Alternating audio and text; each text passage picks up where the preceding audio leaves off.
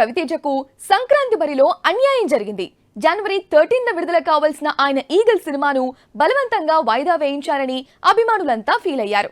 But వారి కోసం ఒక బంపర్ ఆఫర్ ప్రకటించింది నిర్మాతల మండలి. ఈగల్ రిలీజ్ టైంకు ఎలాంటి పోటీ లేకుండా సోలో రిలీజ్ ఉండేలా చూస్తామన్నారు.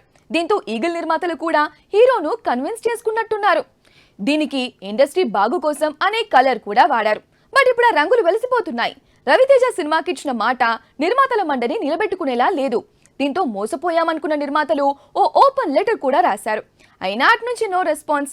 మరి ఇష్యూలో ఎవరి హ్యాండ్ ఎంతుంది? నిజంగానే రవితేజ నిర్మాతలు మోసపోయారా?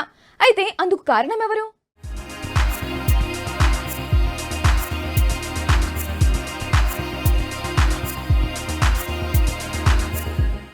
ఈగల్ సినిమాను వాయిదా వేయించినప్పుడు చాలా మంది ఆశ్చర్యపోయారు. నిజానికి హనుమాన్ను పోస్ట్పోన్ చేయించాలనుకున్నారు, కుదరలేదు. దీంతో ఈగల్ పై పడ్డారు. దీనికి డిస్ట్రిబ్యూటర్స్ బయర్స్ కోసం అనే మాటలు కూడా వాడారు. పైగా అప్పటికి పెద్దగా బజ్ లేని సైంధవ్ను మాత్రం బరిలో దించారు. హడావిడిగా వచ్చిన నాసామిరంగాకు సైతం థియేటర్స్ ఉన్నాయి. కానీ వీరికంటే ముందే రిలీజ్ డేట్ అనౌన్స్ చేసిన ఈగల్ కు మాత్రం థియేటర్స్ లేవు అనే కారణంతో వాయిదా వేయించారు. సరే, కొన్నిసార్లు ఇవి జరుగుతుంటాయి అనుకున్నా. రవితేజ ఏం చిన్న హీరో కాదు. అతను కూడా కన్విన్స్ అయ్యాడంటే కారణం ఈ మూవీకి ఫిబ్రవరి 9న సోలో రిలీజ్ డేట్ ఉండేలా చూస్తామని ప్రొడ్యూసర్స్ కౌన్సిల్ గిల్డ్తో పాటు ఛాంబర్ పెద్దలు హామీ ఇవ్వడం వల్లే. కానీ ఇప్పుడు చూస్తే ఫిబ్రవరి 9న ఈగల్తో పాటు యాత్ర 2, సందీప్ కిషన్ల ఊరి పేరు భైరవకోన అనే సినిమాలు వస్తున్నాయి. యాత్ర 2పై ఇంకా క్లారిటీ రావాల్సి ఉంది. అయితే 9నే విడుదల కావాల్సి ఉన్న డీజే టిల్లు స్క్వేర్ ను వాయిదా వేయించారు. బట్ అదే డేట్ కు వస్తామని చెప్పిన సందీప్ కిషన్ సినిమాను మాత్రం లైట్ తీసుకున్నారు Dil Raju and co.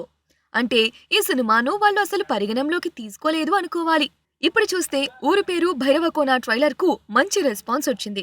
Business పరంగానూ బానే ఉందంటున్నారు. పైగా వీళ్ళు పాన్ ఇండియన్ రిలీజ్ అంటున్నారు. మరోవైపు యాత్ర 2కు ఏపీలో థియేటర్స్ దొరక్కపోతే చాలా కష్టమన్న విషయం దిల్ రాజుకు తెలుసు. సో ఈగల్ కిచ్చిన మాట నిలబెట్టుకోవాలంటే యాత్ర 2ను వాయిదా వేయించాలి. అలాగే ఊరి పేరు భైరవకోనను ఆపాలి. కానీ ఇప్పటికే హనుమాన్ విషయంలో దిల్ రాజుతో పాటు ఇతర సీనియర్ నిర్మాతలు అబాసుపాలయ్యారు. అసలేం జరిగిందనేది తెలుసుకోకుండానే దిల్ రాజు విలన్లా కనిపించాడు. మళ్లీ నెల కూడా గడవక ముందే అలాంటిదే మరొకటి జరిగితే ఆయన ఇమేజ్ చాలా డ్యామేజ్ అవుతుంది. సో ఈగల్ కిచ్చిన మాటను వదిలేసి సోలో రిలీజ్ అని కాకుండా కోరినని థియేటర్స్ ను అడ్జస్ట్ చేయడమే ఇప్పుడు వీళ్ళు చేయగలిగేది. మరేదైనా చేస్తారా లేక ఈగల్ నిర్మాతలను పూర్తిగా మోసం చేస్తారా అనేది చూడాలి.